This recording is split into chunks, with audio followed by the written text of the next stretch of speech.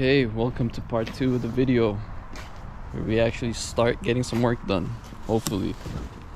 If you haven't watched part 1, make sure you go and check it out. I did like a little walkthrough on the boat, showed the different compartments and basically a quick tour of the boat. This part of the video, we're gonna start working on it. I think I figured out the order of operations. I'm planning on stripping it all out, removing the carpets, inspecting the wood, and then hopefully get it to a state where I can maybe see the hull. I have no idea what I'm about to see underneath, so we're gonna find out together. But yeah, stripping the boat down. The step after that, we'll be doing a water test to inspect the hull and see if there are any leaks. But yeah, this is where we're at now. Let's get to work.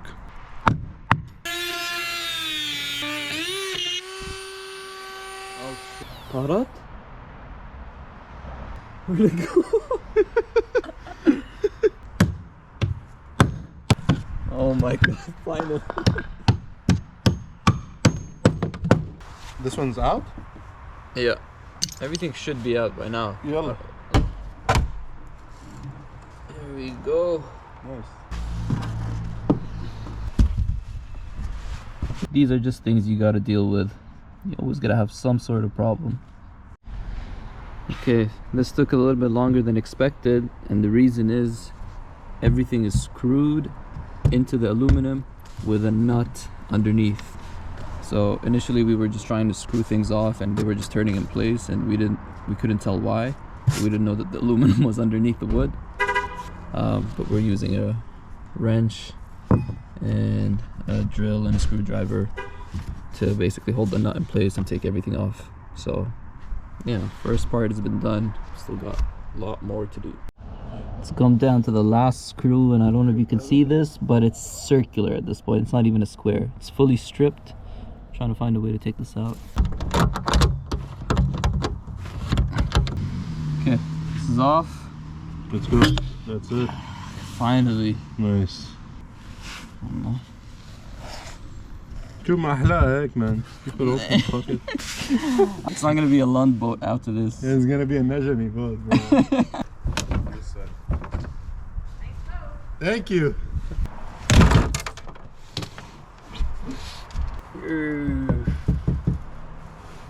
This is where the tank is. We finally found the tank. Yeah. This is the sending unit.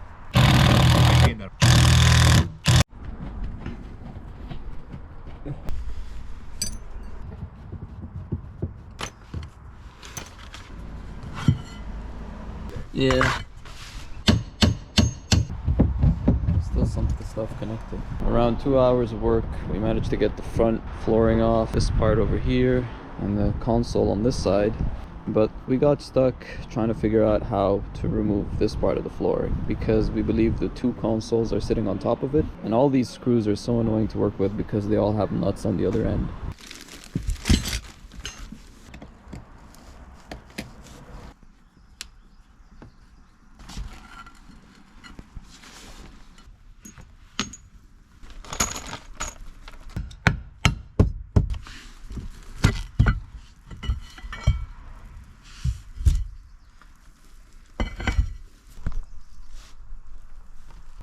So this console here is attached to this piece of platform. It is aluminum, but we've taken off most of the screws. Some of the nuts have gone into the wood, so we don't have access to the nuts, but we might just try to break it off.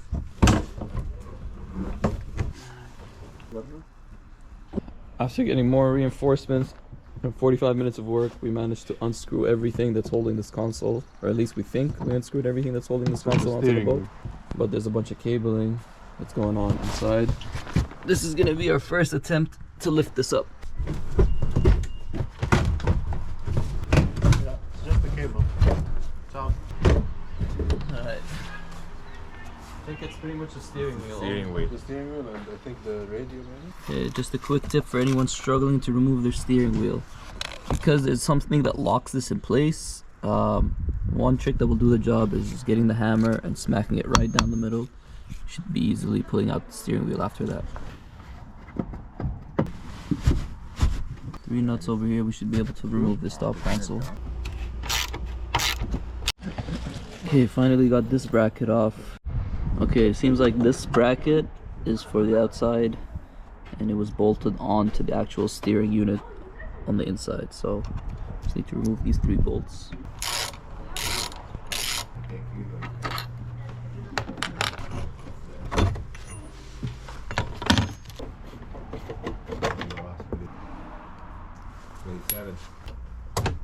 Save you, but I can't. Oh yeah. Boom! Finally, 1 hour later.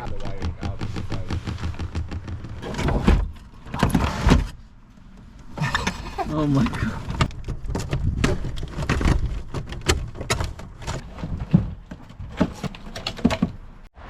Okay, after removing whatever this steering thing, we managed to get both consoles off now. The driver console and the passenger console.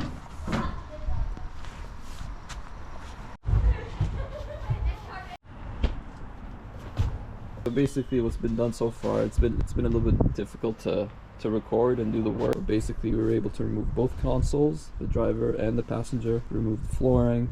The next step is going to be removing the flooring in here and checking the foam, and then probably working on the seats in the back. And then that should give us a good starting point to start working on the cables and all the wiring. And then we'll see where we go from there. I want you to edit money spread right here. Money spread after we're done with the boat. Yes, sir. You see that metal thing right there? What is that? Where? Right there. You see that? Put your finger right here. What's this? Oh, yes. No, you see the vision. It's probably more. Yeah. I see it. See it? Yeah. Right. You see that? Yeah. Yeah. Okay, we got this wood is completely destroyed, as you can see. I don't know what this is. Mold or a nest? That's not mold, right? No, I think this is a nest. It looks like a nest, but I don't know. Foam? I don't know. To me, this looks good. It's dry, but we're gonna find out. The middle, we've got some water in here because it's been raining, but I think this is a good sign because I'm not seeing any leaks, which tells me that the hull of the boat could be in good shape. But yeah, we gotta remove the rest of this piece now. And it just took some biceps to get the work done.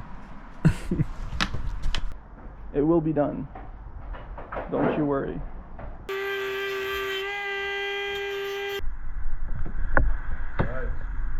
Oh yeah. Oof.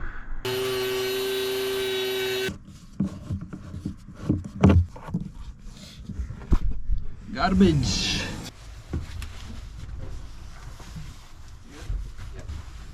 Take off the wood first. Hopefully. My dog. Okay, success. We finally got the main platform out. So we had to remove the storage that was down the middle, obviously the 2 seats, because the main piece of wood was just lying underneath. So we had to remove that in order to get access to the main platform. Another thing is a lot of the screws just went straight through the carpet, so we couldn't see them from on top of the carpet. So we had to rip the carpet off, and then we could see the screws that were buried inside of the wood. I think we're at a point now where we can just clean everything up.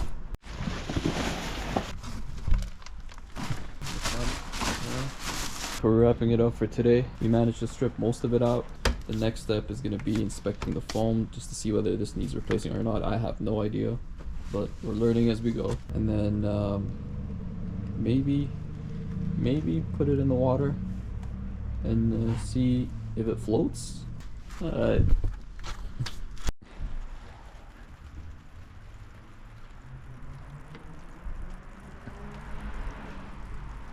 Good morning. Starting off the day with a little bit of Turkish coffee. It rained all night, as you probably saw from the last shot. We used a bunch of cardboard to cover up the foam. So we hope that did the job. I'm on the way right now to check on the boat.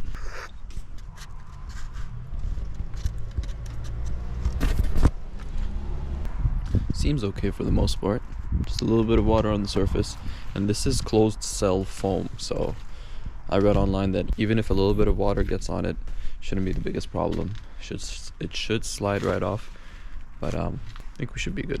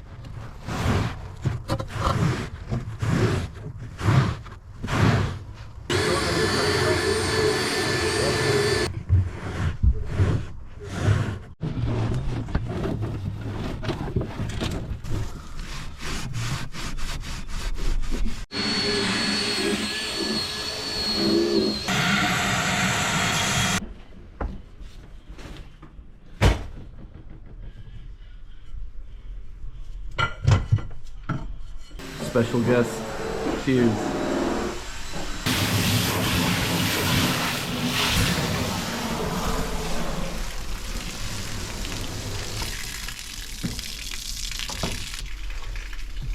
After cleaning up the boat, I think the next mission now is to try to clean up as many of the cables and the wires that we see, because there was a bunch of speakers and a bunch of antennas and whatnot. So all the stuff over here that we're gonna get rid of, and then we're probably gonna rewire everything after.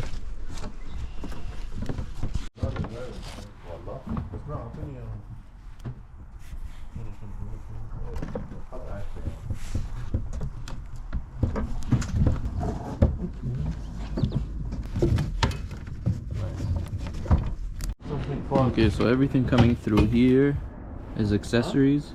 So I'm thinking that everything coming here should be connected to the battery. And since we're going to be replacing the switchboard, I'm thinking that all of this can just be cut and removed. And then we can just send new wires for the new switchboard and whatever accessories we choose to install on the boat. And then everything here is related to the motor and things that were connected to the dash, like the RPM, the fuel gauge, the trim of the motor. So this is going to be another thing to look at.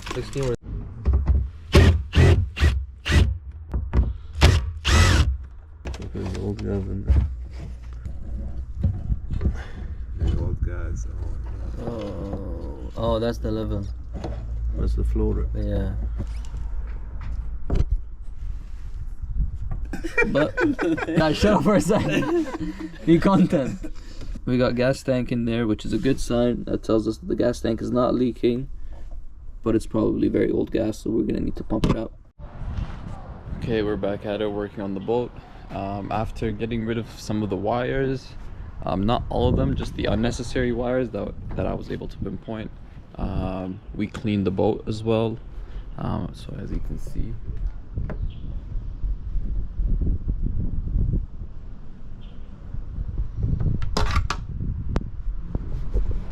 I went to the marina store earlier and I got all the necessary things that I need to start working on the Livewell pumps.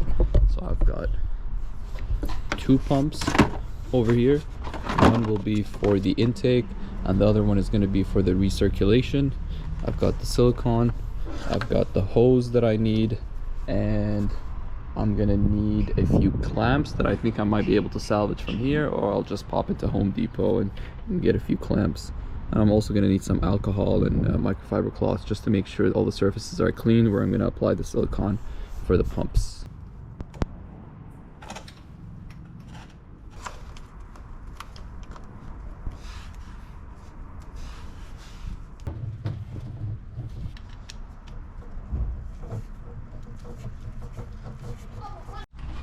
Okay, we have officially installed the intake pump. So technically at this point, all holes should be sealed off. I'm obviously going to cut this off and then put the mesh just on here. And then this is going to be the intake, so this is going to be drawing in water. And I'll show you guys where it's going. This is the hose that's coming out, and it's going to go into this hole over here, which should fill up the Livewell. And then we installed the second pump as well, and this is going to be the recirculation method, or the recirculation system. And what this is going to do is there is a second pump installed in here, and it's going to draw in water from the bottom of the Livewell and pump it back out of this valve over here in order to keep the water fresh. And all these hoses are running underneath the Livewell and going into the bilge area. So not an easy process, but as long as you have a little bit of space, you should be able to do this. Make sure to clean all the holes with alcohol and apply as much silicone as you can in order to seal everything and avoid any leaks inside of your boat. I'm talking like I'm an expert. I still haven't tested this, but fingers crossed it works.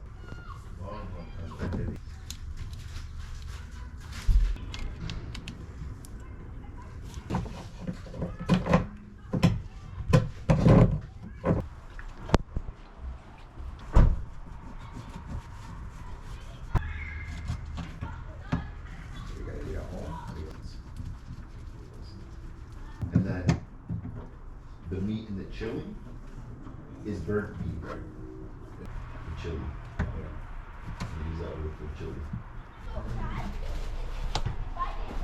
You guys said what you're gonna eat or no? Oh, wherever you go. Yeah, but that's fine. Okay, we're back at it again. At this point, I've fully installed the Livewell, and the boat technically should be completely sealed and ready for a water test.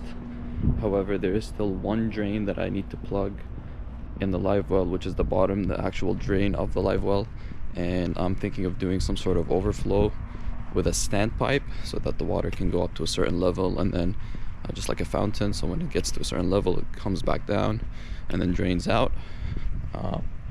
So I need to find the right size for that, and it's a beautiful day to take the boat out, so I'm hoping I can get some time today where I can go and take it and test it on the water just to make sure everything's good and then move on to the next step.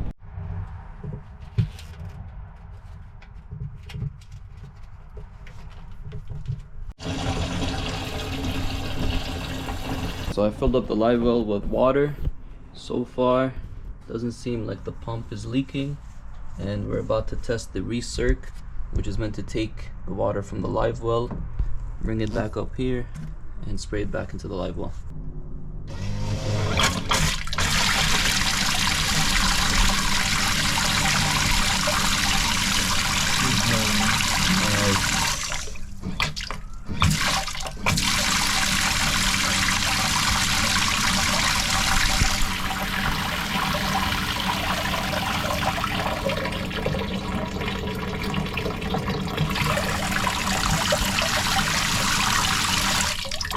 Good job, bro. Excellent work. Let's go.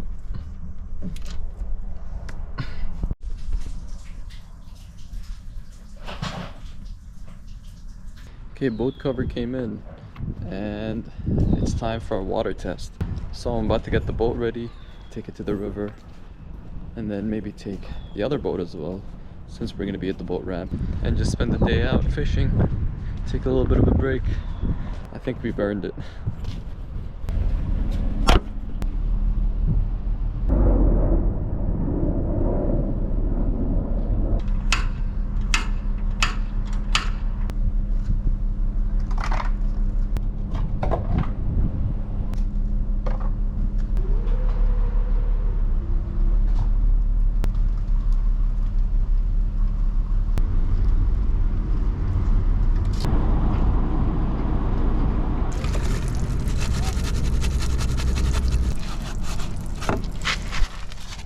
Good.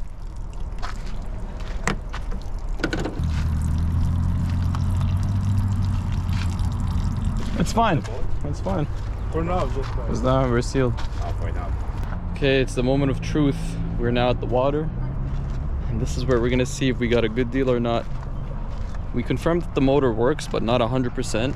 So we know that the motor runs. I ran it in the guy's driveway. It was running clean, but we're gonna do another motor test eventually. The test right now is just to see if the boat floats. No leaks in the hull. That's what we're hoping for. If that's the case, then we can continue everything we're doing. So let's check it out. We're also gonna test out the pumps. Since I've installed the intake and the recirc, I've got the battery over here. So all I'm gonna do is just connect the terminals and see if I'm able to get water in through the intake and fill up the Livewell. And then I'll also test the recirculation, which I tested earlier in the driveway and I know is working.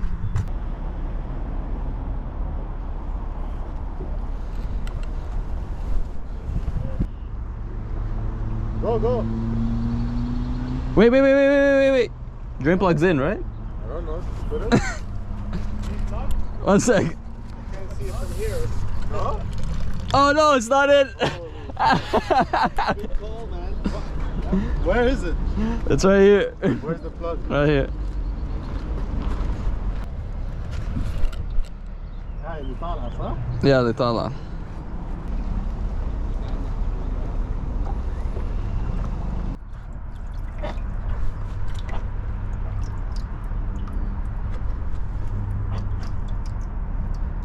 هاي عم بتعبي مي. شو هي؟ اللايف ويل.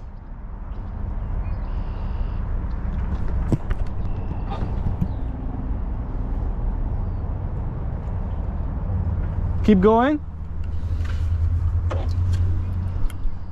Are we good here? Yeah. Two. It stopped now. Because we're with Reversing maybe. If I'm yeah. pressure.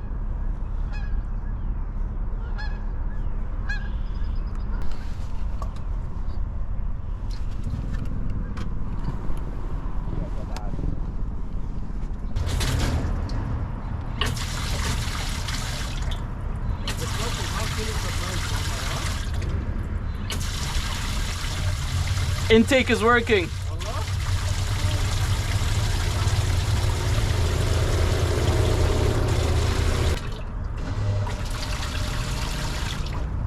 Okay, recirc is working.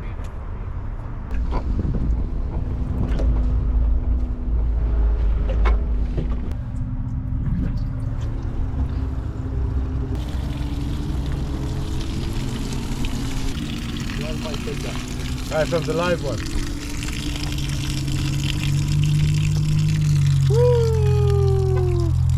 That's a good sign.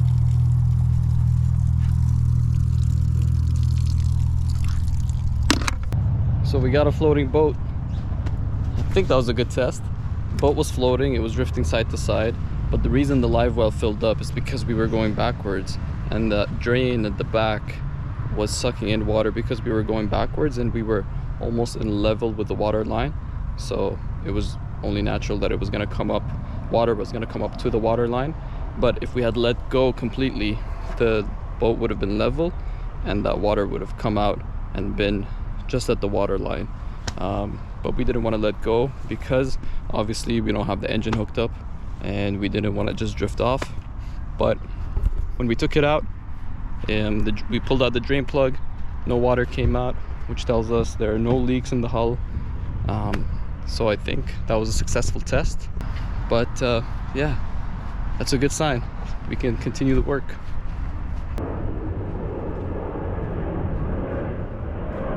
Okay, now that I got the live well working, the intake pump and the recirc pump, I went and got a bilge pump. Now, I kind of went all out on the bilge pump. To be honest, I got sold when I saw that the switch is built into this one. I did pay a little bit extra, but I thought it would just save me the hassle of having to wire everything up. So as you can see, this one has a float switch inside of it, and it will automatically turn on when the water level gets to a specific height. I just need to mount this at the bottom of the boat in the bilge area and then wire it up eventually. I'm hoping there's some sort of bracket in the bilge area that I can use because I don't want to screw in any new holes or any new screws in that area. It's going to be a hassle to work with, and then wire it up and test it. Also, the packaging on here just looks so clean compared to all the other pumps. I get sold pretty easily, as you can tell. Okay, so this is where the water is meant to come out from, and in here the hose runs down from here all the way down.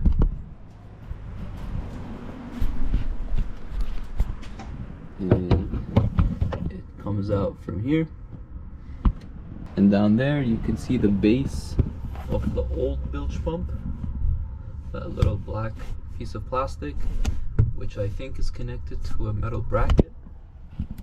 I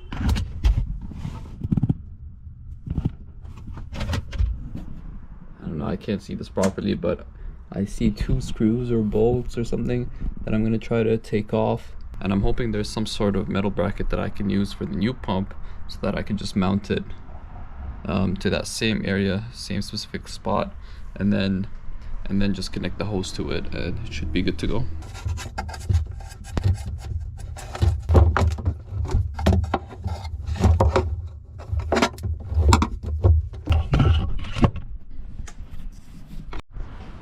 Okay, after playing around in the bilge area, I realized I can't reuse the bracket that's on there because from what it seems like they used rivet. So I'm going to try to use the other end, and I went to Home Depot and I got my own bracket.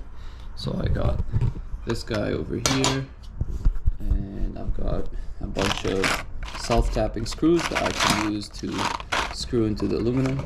And basically the idea is going to be mounting this onto the bracket using the screws, and then screwing this into the bolt, and then this way it will be held in place, and then I can just slide the pump into it.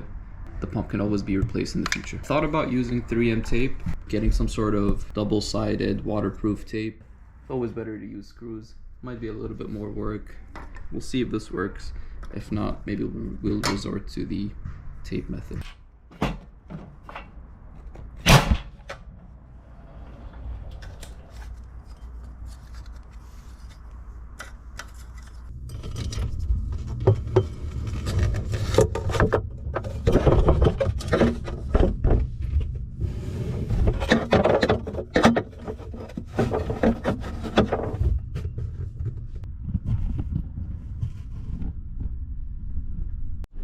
Okay, so I decided that I'm not going to use this hose since it's very, very hard to deal with and it's not the right length.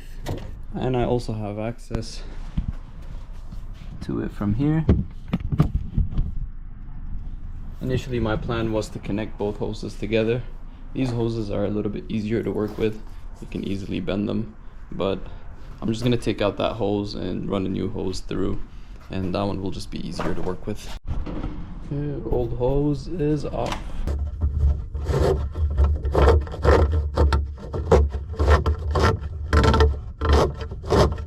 Okay, I got my new hose in.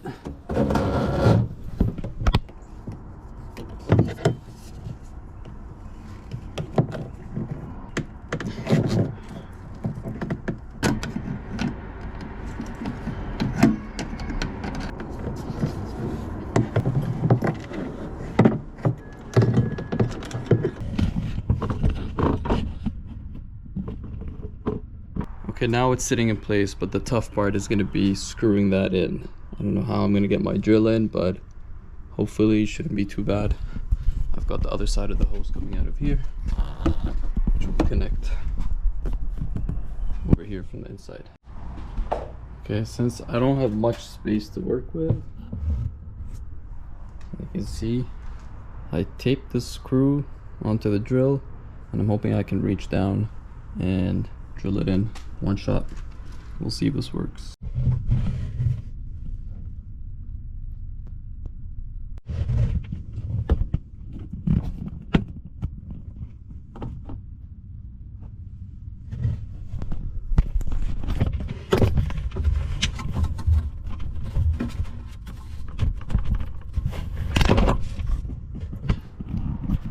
Oh yeah, that's rock solid in there.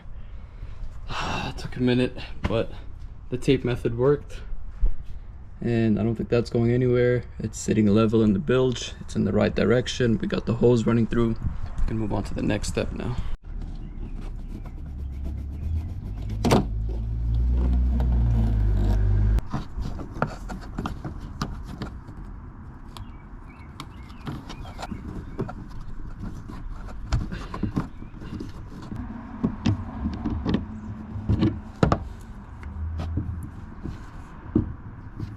Clamp is on. This should be secure. It's running down here.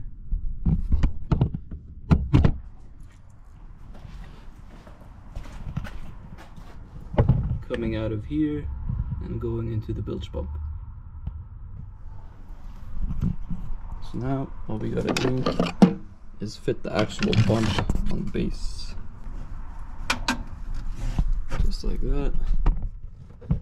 Pump is on, and it should pump out water.